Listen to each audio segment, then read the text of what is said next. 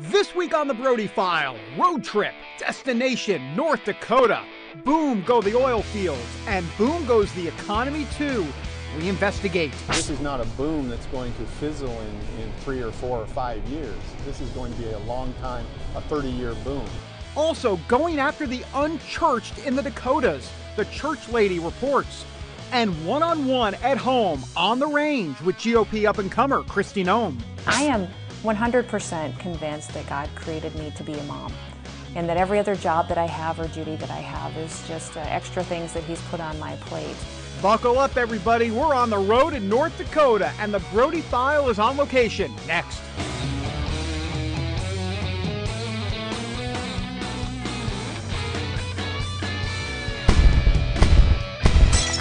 And welcome everybody to the Brody File. Clearly we're not in Washington, D.C. Would I be dressed like this in the stuffy old studio? Clearly not.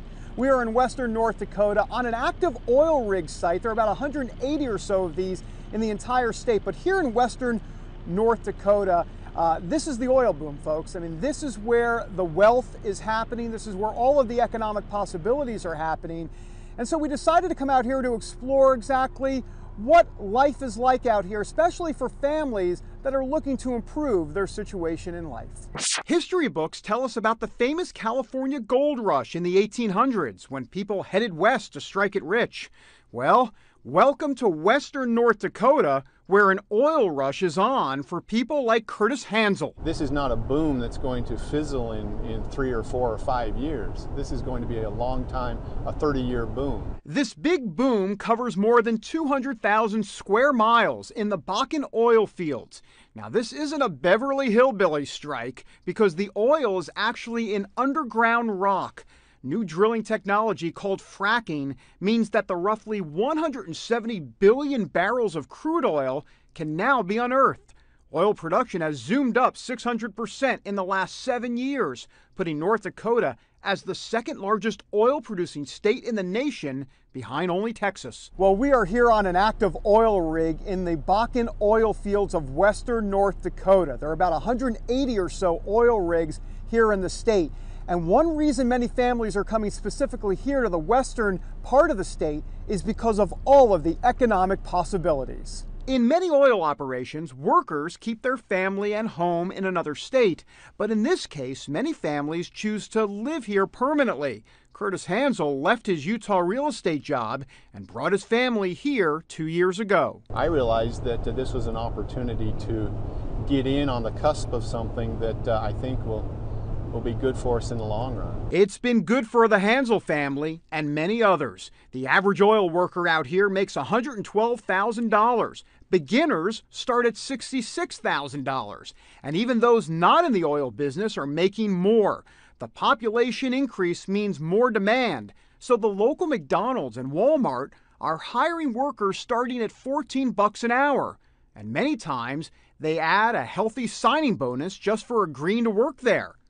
On the other end of the scale, the number of North Dakota millionaires has climbed rapidly. Last year, the state ranked 43rd in millionaire households. Now, they're up to 29th on the list and climbing. We have been able to live very comfortably, enjoy some things, for instance, vacations, those kinds of things, and still put a good chunk of money away for the future. And there's more good economic news here. A staggering low 3% unemployment rate. 75,000 jobs created in the past few years, and a state economy growing at 5 times the national average. All of this has led to some growing pains, however.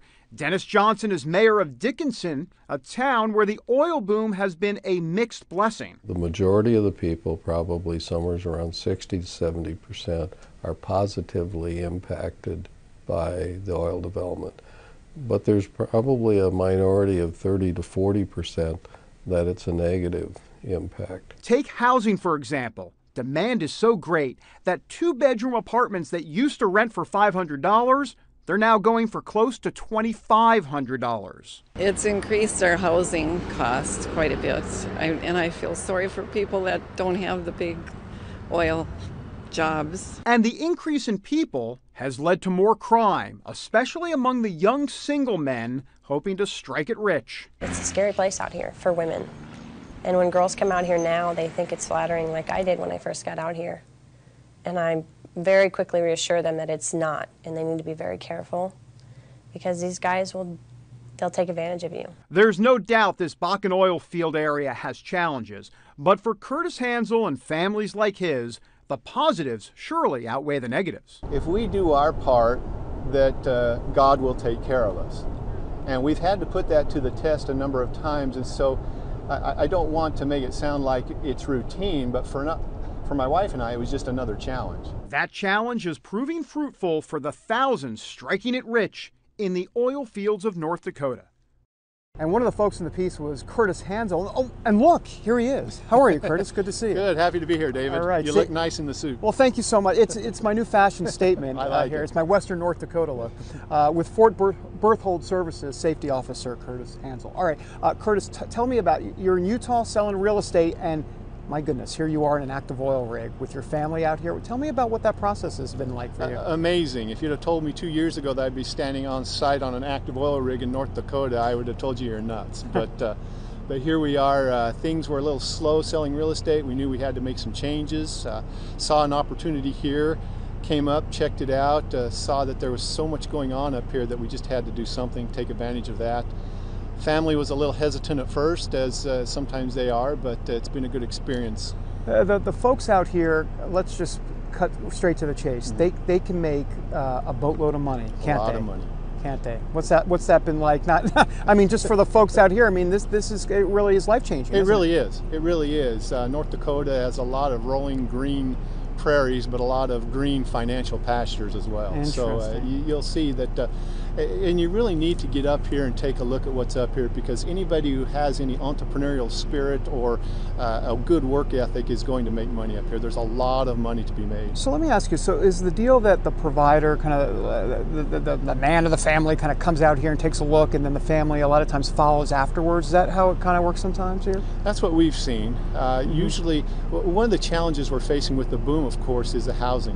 Mm-hmm. And so housing can be difficult to obtain and quite pricey, but usually the man or the provider will come up, take a look around, see what he sees, and then either find a way to bring his family up here, or a lot of companies like ours is accommodating with a rotating schedule that allows them to work up here for a period of time and then spend time with their family as well. Interesting. Earlier we were talking about kind of God's hand in all of this. Is pretty remarkable. Tell me about how you felt like the Lord leading you to come out here. Oh, absolutely.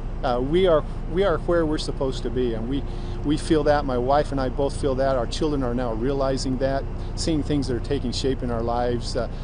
One of the challenges, of course, of acting on faith is actually doing the action part. And the prayer part is easy, but when it comes to the revelation of where you should be and then acting on that, sometimes takes a leap of faith. And that leap has really paid off for us here in North Dakota. Very nice. Well, Curtis, a pleasure. Thanks so much. Thank you. Thank you. Curtis Hansel, folks. All right, look, when we come back, we're moving away from the active oil rig. We're going to go down to Dickinson, North Dakota, about an hour and a half or so south of here, still in the oil boom territory, but we're going to be talking about another thing that has gone boom and not good for the Obama administration. That's right, Obamacare. And we'll explain how it affects folks here in North Dakota when we come back. And welcome back, everybody, to the Brody File. We are in Dickinson, North Dakota. That is about an hour south of where we just were on that active oil rig up in the Badlands out in western North Dakota. Now look, I gotta tell you, we have been all over this state. I mean, we have been to Fargo, North Dakota. We've been stalking corn. You know, the Brody File likes to stalk. We're always in full stalking mode, where we were stalking corn in North Dakota. We've also been to Cooperstown, North Dakota, about 4 hours from here or so. And we met one woman who is living an Obamacare horror story, and it's not just her and her premium that has shot up. It's also her husband's premium that's going up, and they're trying to figure out what to do. What I'm paying right now is like $200 a month, so that's more than likely going to double if I'm responsible for another 20%. So that's a significant increase. It'll be, $2,400 over the course of a year, less that I'm bringing home because it's taken out of my paycheck. So yeah, it is going to affect us. Honestly, I was expecting it. With everything else that I'd, heard about Obamacare and the Affordable Care Act, I did expect it. But I think I kind of felt sick to my stomach is what it came down to. The money's got to come from somewhere. You know, if we need to cut back on, I don't know, my son's college account or, you know, our savings or something, we're going to have to pay for it. And so the first thing that I did was I went on to the Obamacare website and tried to see, okay, if this is so great, show me what you have, just to see what they had. And so I typed in all the numbers to kind of get an estimate on what it would cost us. And of course, for my husband alone, the premium would be lower than what we were originally told. But it's still going to be $100 more than what he's paying now. And the deductible is going to be twice as much. If Obama wants to have this plan for the people who weren't insured or who did have pre-existing conditions and were denied health insurance, I'm fine with that. But don't take away the plan that I have, because I was completely happy with it. And I'm okay with a Swiss cheese type plan, like they keep calling it, because I don't need the coverage that they're offering. He said time and time again, if you like your doctor, you can keep it. It was a lie. It was a lie. There's millions of Americans all over the country. Just turn on the news. You know, it's really sad. And this is only the beginning, I'm afraid. Well, we wish all the best to Brooke Fredrickson and her husband. All right, when we roll on from Dickinson, North Dakota, how do you save the unchurched around Sioux Falls, South Dakota, and all up and down the Midwest along the I-29 corridor? The Southern Baptists are coming to the rescue. That story when we continue. And welcome back here to the Brody File. We are in Dickinson, North Dakota. Now look, we can't just come to North Dakota and not do all of the Dakotas. We were also in South Dakota. That's right, Sioux Falls, South Dakota. And believe me, we did some driving to get there. 6 hours, well, quite frankly, almost 7 hours to Sioux Falls, South Dakota. But there's a great story there. The church lady, Tracy Winborn, on the scene there as she talked to Southern Baptists who are actually trying to save folks because they are pretty much unchurched in that area. Here's Tracy on that.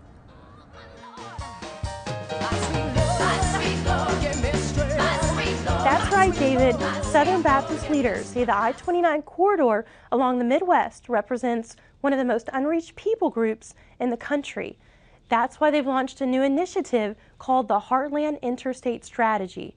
Their plan includes planting more evangelical churches in 7 hub cities and then spreading the gospel into more remote areas. I sat down with organizers of this movement, and here's what they told me. One of the heartbeats of Southern Baptist life is that we have a tremendous history of a desire for evangelism and missions, and a tremendous desire historically to work together to get it done. And so tapping into that basic DNA of Southern Baptist life. We wondered if we could take the strength of Missouri particularly and come straight up I-29 into the major cities, St. Joseph, Omaha, Sioux City, Sioux Falls, Fargo, Grand Forks, and then all the way to Great Falls, and then even to Winnipeg, and press up I-29, strengthen those churches that are already along the interstate, and then press east and west to plant new churches in those areas that were underrepresented among evangelical churches. There's no one way to plant a church. And so every story, there's no wrong tactic. Some of them work or don't work depending on how you measure it, what your metric is for what a successful church is. But we really started, our passion came from the book of Acts. And so we wanted to be a part of a biblical church. We wanted to see the gospel go out in an area that maybe had either been impervious to it or completely unaffected by it. Now, the Heartland Interstate Strategy is still in the building phase. They plan to do a major launch by the fall. In the meantime, they're asking for prayer that the Lord would raise up the right people and give them strength and wisdom. That's all for the church lady for now. David, back to you.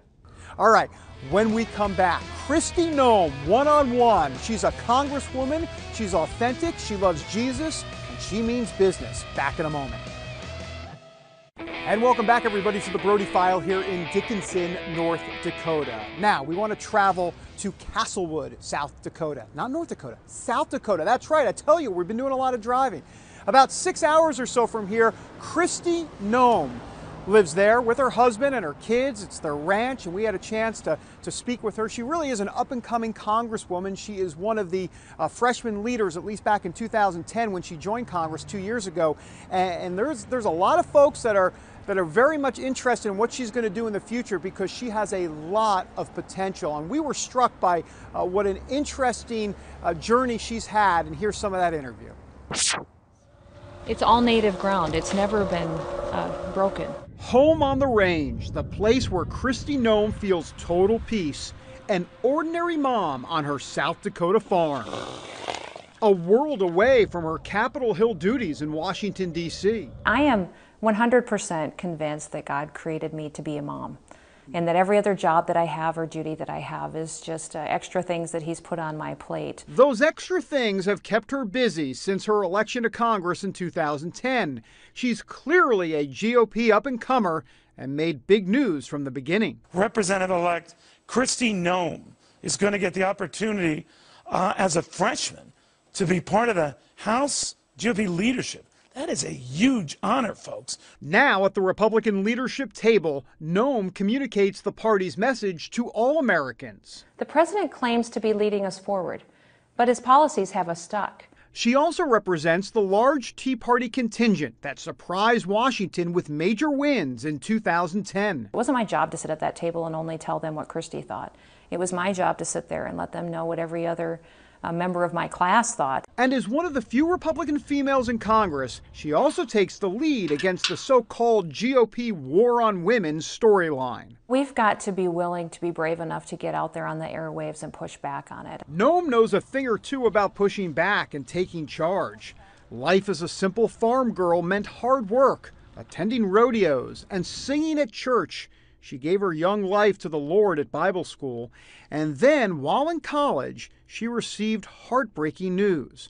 Her father died in a tragic farming accident. When he passed away, my whole life changed. She felt lost, no longer able to go to her dad. I remember laying in bed that night, not even knowing how we were going to do tomorrow, because if we had a problem in our lives, if we didn't know what to do, Dad always knew. I sat up for several nights. I didn't sleep for about a week and just read my Bible. And this woman of the prairie got tough, left college early, and came home to run the family farm. Ironically, her first crisis came in the form of an estate tax bill from the IRS for thousands of dollars. That was one of the things that got me interested in government and policy, was seeing that we had our family operation almost destroyed because of bad tax policy. So after attending to the family farm, she entered local South Dakota politics and graduated to Washington, where she's currently working on a crucial farm bill. I rise today to talk about the importance of getting a farm bill done this year. Even though Kristi, the congresswoman, pushes for conservative policy, as a believer in Jesus Christ, she's got something even bigger on her mind. God kind of taught me a lesson through the several months that I was there right away that, He placed me there, yes, to work on policy, but maybe my biggest job was going to be to minister to individuals. Noem says she spends her time not just trying to change minds on policy, but trying to change hearts as an effective witness in a city with desperate needs. And the way that He's going to fix this country may be by changing people's hearts and getting them more geared towards Him. And that's the quickest way we're going to get stuff done. God did business with her too, softening her heart toward President Obama, specifically during one of his State of the Union addresses. And felt my heart get hardened. I felt God really convicted me. The way that I was praying or the way that I was feeling wasn't accurate, that what I needed to be doing more was praying for the president. My whole perspective changed, and I felt a real conviction lay heavy on my shoulders about the way I was praying, and that God couldn't possibly use me until I started to pray how He had called me to pray. There's no doubt God always had a plan for Noem's life, even in high school. The South Dakota Snow Queen. Oh my goodness, you brought that up. Well, look, there's a thing called the internet, and I do research. You got that? Oh my goodness, yes. The yes. South Dakota Snow Queen. In my defense, in high school, every girl in high school did the Snow Queen event. But boy, what a good training ground for giving speeches about the wonderful things in South Dakota. And how about one more wonderful blessing? Remember how she had to leave college early after her dad died? Well, last year, as a sitting congresswoman, she finally got her degree after her sister insisted. She just said, you know, I'm surprised you never finished your college degree because you never quit anything. It's no wonder that her steadfast determination and strong conservative backbone have people comparing her to Sarah Palin. I think Sarah and I probably would get along if we ever got the chance to meet each other. But I do think that I just want to be Kristi because if there's any other agenda there, I don't think that God will be able to use me how He wants to. God is certainly using her in D.C. and also back at the farm. Kristi Noem here on the Brody File. All right, when we come back, an oy vey moment of the week that has us looking behind our back, looking out for the bacon burglar. Back in a moment. And welcome back, everybody, to the Brody File here in Dickinson, North Dakota. All right, look, I mean, we're here in North Dakota, so we have to come up with some sort of oy vey moment of the week that is North Dakota related, and boy, did we find one, and I gotta tell you, it tastes pretty good.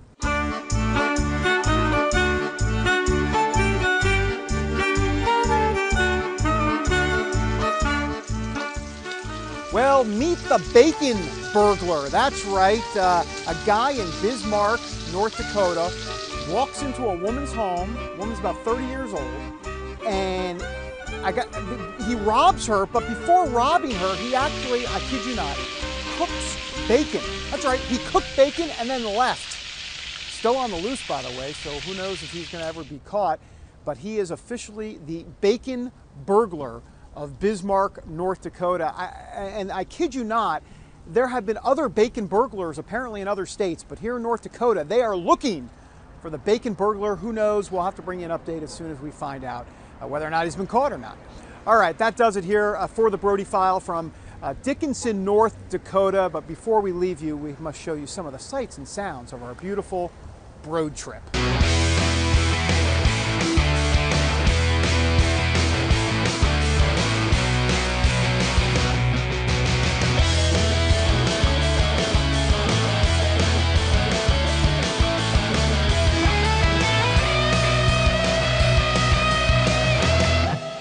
The sights and sounds of North Dakota. Thanks for joining us, everybody. Until next time, God bless. Have a great week.